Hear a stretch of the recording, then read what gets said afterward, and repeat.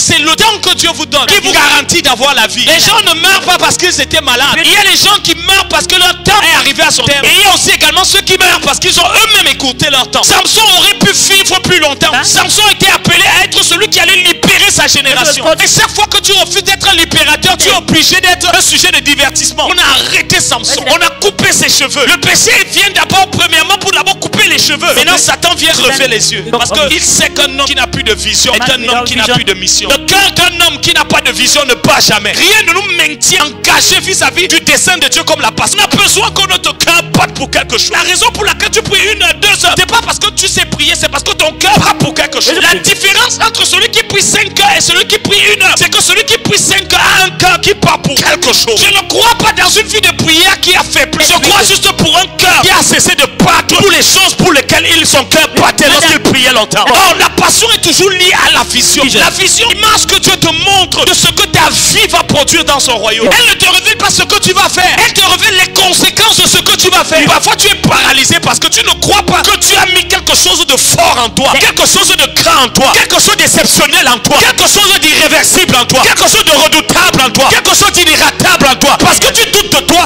ta génération va douter de Dieu. Parce que personne ne croira en Dieu. Si tu doutes de toi, tu doutes de toi parce que tu ne crois pas en Dieu. Et personne ne croira en Dieu si toi-même tu n'as pas commencé à croire en Dieu. Et c'est pour ça qu'il y a un niveau d'espoir que tu ne peux pas accomplir. La Bible ne dit pas croyez en Dieu. La Bible dit ayez le même type de foi que Dieu. Et il y a un niveau de choses que tu n'auras jamais l'audace de faire si tu ne crois pas. Les gens vont juste découvrir ce que tu leur as montré. Et ce que tu vas leur montrer sera déterminé par jusqu'à quel point tu as cru en Dieu et tu as cru en toi. Connaître les présents de Dieu et connaître la présence de Dieu, ce n'est pas la même chose. La Bible dit que la vie éternelle, c'est le résultat de la connaissance de Dieu. La vie éternelle, c'est la vie qui nous permet de connaître Dieu. Pas en tant que religion, pas en tant que symbole, en tant que personne. Le but ultime de la vie éternelle, c'est de nous amener dans une relation personnelle avec Jésus. Où Jésus n'est pas un symbole, il n'est pas une théologie, il n'est pas un personnage historique, il est une réalité spécifique et personnelle et personnifiée dans notre vie. De sorte que notre vie devient le résultat de cette révélation. Et c'est pour ça qu'on nous appelle les témoins. Un témoin n'est pas quelqu'un qui annonce une rumeur. Un témoin, c'est quelqu'un qui a vu la scène. Il a entendu ce qui s'est passé. Il était là au moment où ça s'est passé. Il a dit, vous serez mes témoins, vous serez mes preuves, vous serez les personnes qui vont prouver que j'existe. Pas parce qu'on vous a parlé de moi. La vie chrétienne n'est pas une vie qui peut être vécue sur la base de la révélation d'un Jésus historique.